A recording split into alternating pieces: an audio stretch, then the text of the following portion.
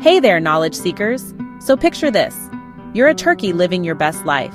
Every single day for 999 days straight, this nice farmer comes by, fills your bowl with the finest grain, gives you fresh water, maybe even throws in some premium turkey treats.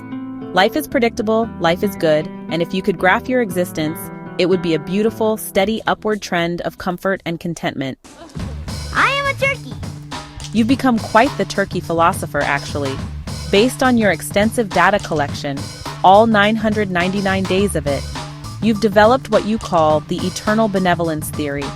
The farmer is clearly your friend, the world is fundamentally good, and tomorrow will be just like today, only better.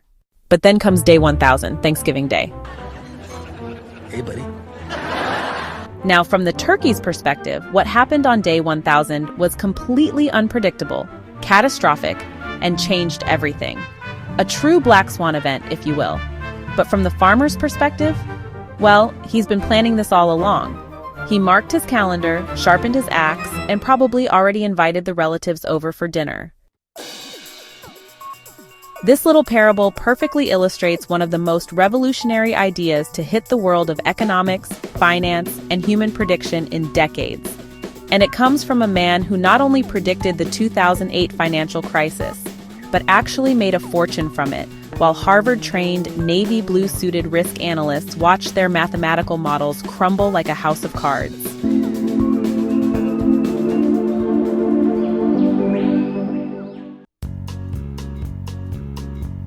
Before we dive into today's book, let me paint you another picture. Imagine you're back in school, and your statistics teacher is explaining the beautiful, elegant, normal distribution, that perfect bell curve that supposedly governs everything from test scores to stock market returns. 95% of all events, they say with confidence, fall within 2 standard deviations of the mean. The other 5%? Well, those are just outliers. Ignore them. But here's the thing that makes this both hilarious and honestly a little terrifying. Those 5% outliers include little things like the invention of the internet, the 2008 financial crisis, World War I, the rise of Google, the COVID-19 pandemic, and the entire reason human civilization exists as we know it today. It's like having a weather forecasting system that's 95% accurate at predicting sunny days, but completely fails to warn you about hurricanes, tornadoes, and tsunamis. Don't worry, the meteorologist says. Hurricanes are just outliers. This is exactly the kind of epistemic arrogance, and yes, that's a fancy way of saying intellectual cockiness, that our author absolutely demolishes in today's book. And he does it with the precision of a surgeon and the wit of a stand-up comedian. Our author introduces us to 2 fundamentally different worlds where events occur. First, there's Mediocristan. Think of it as the land of the predictable and the mundane. This is where your height, weight, and daily calorie consumption live. This is where traditional statistics actually work pretty well. In Mediocristan, even if you met the tallest person who ever lived, they wouldn't be more than, say, 9 feet tall. Even if you found the richest person in a small town, their wealth wouldn't be more than a few $1,000,000. Events follow patterns, averages make sense, and the bell curve is actually your friend. But then there's Extremistan, the wild west of unpredictability, where a single event can dwarf everything that came before it. This is where book sales live, like how one Harry Potter outsells thousands of other books, where wealth distribution exists, with Jeff Bezos having more money than entire countries, and where historical events unfold. Here's what's fascinating. Almost everything that matters in our world, the stuff that actually shapes civilization, creates fortunes, destroys economies, and changes the course of history, happens in Extremistan. Yet virtually all of our forecasting tools, our statistical models, and our risk management systems are designed for Mediocristan. It's like trying to navigate the Pacific Ocean with a map of your local swimming pool. Huh? Let's take a moment to appreciate just how spectacularly wrong our best and brightest have been when it comes to predicting the future. Thomas Malthus, one of history's most famous economists, looked at population growth in the late 1700s and declared with mathematical certainty that we were all doomed. Population was growing exponentially, food production was growing linearly, and therefore catastrophic famine was inevitable. What Malthus couldn't predict was the coming agricultural revolution, the invention of synthetic fertilizers, and what we now call the Green Revolution. These were black swan events that, completely invalidated his carefully constructed mathematical models. But Malthus isn't alone in this hall of prediction failures. Consider that, virtually no one predicted the internet would become what it is today. The personal computer was famously dismissed by IBM executives. Mobile phones were supposed to be a niche product for wealthy business people. The 2008 financial crisis blindsided virtually every major financial institution, despite their armies of quantitative analysts and their sophisticated risk models. And here's the kicker. After each of these unpredictable events occurred, armies of experts emerged to explain exactly why they were inevitable and should have been predicted all along. This is what our author calls the narrative fallacy, our desperate need to create clean, logical explanations for inherently chaotic and unpredictable events. So what exactly makes an event a black swan? Our author gives us 3 precise criteria, and they're beautifully simple. First, it must be an outlier, something that lies completely outside the realm of regular expectations. If you could have reasonably predicted it based on past events, it's not a black swan. Second, it must carry extreme impact. We're not talking about your coffee maker breaking down, annoying but manageable. We're talking about events that fundamentally change the game, like the rise of the internet, major wars, financial collapses, and paradigm-shifting inventions. Third, and this is perhaps the most psychologically interesting aspect, human nature compels us to create explanations for the event after it happens, making it seem predictable and explainable in hindsight.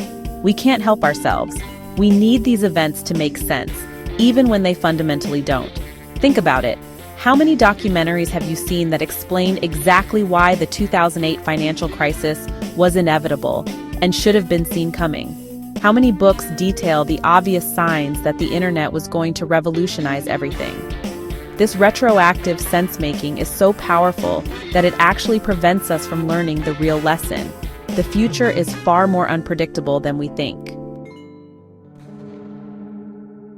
Let's return to our philosophical turkey for a moment, because this example brilliantly illustrates what our author calls epistemic arrogance, the tendency for humans to think they know much more than they actually do. The turkey had 999 days of data supporting his eternal benevolence theory. From a statistical perspective, that's a pretty impressive data set. Any reasonable turkey statistician would have calculated the probability of the farmer suddenly turning hostile as essentially 0. The turkey had every reason to be confident in his predictions. But here's the thing, the turkey was operating with incomplete information. He didn't understand the farmer's actual motivations, the concept of Thanksgiving, or the broader economic system that made his existence possible. His confidence was based on pattern recognition in a system whose true rules he couldn't comprehend. Sound familiar? This is exactly how human experts operate in complex systems like financial markets, geopolitics, and technological development. We observe patterns, create models, and then become incredibly confident in our ability to predict the future, right up until a black swan event reveals how little we actually understood. Here's where our book becomes particularly delicious for anyone who's ever been annoyed by overly confident economists and their mathematical models. Our author absolutely eviscerates the economics establishment and their beloved econometric forecasting tools. Think about it. Economics as a field has spent decades trying to turn itself into physics, complete with elegant mathematical equations and precise predictive models. They've created incredibly sophisticated tools for measuring risk and forecasting market movements. Business schools teach these methods as gospel truth. And yet, when the 2008 financial crisis hit, arguably the most important economic event of our lifetimes, virtually every one of these sophisticated models failed catastrophically. The quants on Wall Street, armed with PhDs from the best universities and the most advanced mathematical tools, were completely blindsided. Meanwhile, our author not only predicted the crisis, but actually positioned himself to profit from it. How? Not by creating more sophisticated models, but by understanding the fundamental unpredictability of complex systems and, the limitations of our forecasting tools. It's like watching someone with a simple compass and basic survival skills outperform a group of hikers with GPS devices, topographical maps, and weather forecasting equipment, when all the high-tech gear fails simultaneously. Getting kind of tense, aren't you? One of the most fascinating insights in the book is just how much of human progress has actually occurred through pure serendipity, rather than, careful planning and prediction. The two technologies that have arguably had the biggest impact on 21st century life, computers and mobile phones, were not developed through systematic forecasting of future needs. The computer evolved from abstract mathematical research, wartime code-breaking efforts, and honestly, the peculiar obsessions of various inventors and tinkerers. Nobody sat down in 1940 and said, "We need to create a device that will eventually allow people to watch cat videos while sitting on the toilet." Come look at this. Similarly, mobile phones emerged from military communication research and were initially dismissed as expensive toys for business people. The idea that everyone would carry around a device more powerful than the computers that sent humans to the moon was completely unpredictable using the forecasting tools of the time. This pattern repeats throughout history. The printing press, the steam engine, antibiotics, the internet. Virtually every transformative technology emerged through unexpected pathways that no forecasting model could have predicted. So, if the future is fundamentally unpredictable, and our forecasting tools are largely useless for the events that matter most, how should we live? Our author doesn't leave us hanging with this rather depressing revelation. He offers some practical wisdom. I have spoken. The key insight is to acknowledge uncertainty rather than pretend it doesn't exist. Instead of trying to predict black swan events, we should focus on building systems and strategies that can benefit from unpredictability, or at least survive it. This might mean maintaining optionality in your career, like keeping multiple skills and interests rather than hyper-specializing, building robust financial systems that can withstand shocks rather than optimizing for maximum efficiency, or, simply maintaining intellectual humility about what we can and cannot know. The goal isn't to become paralyzed by uncertainty, but to become anti-fragile, to create systems that actually get stronger when subjected to stress and unpredictability. I am invincible!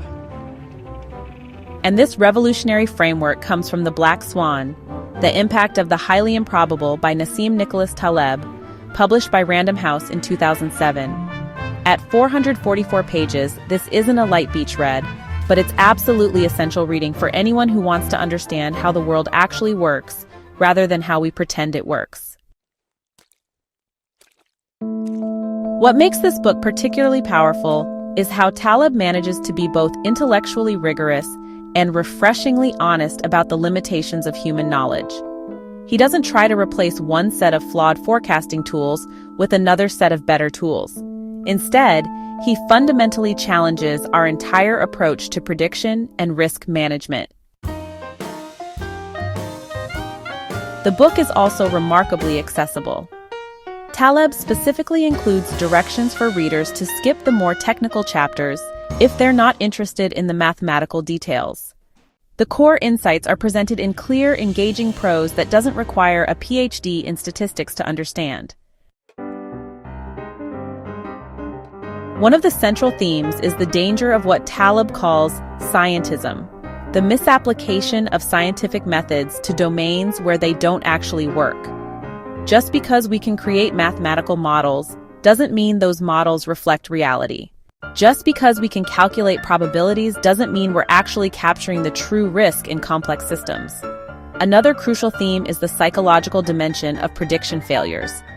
We don't just fail to predict black swan events because of mathematical limitations. We fail because of fundamental biases in how humans process information and construct narratives about the world. Nassim Nicholas Taleb is himself something of a black swan in the academic world.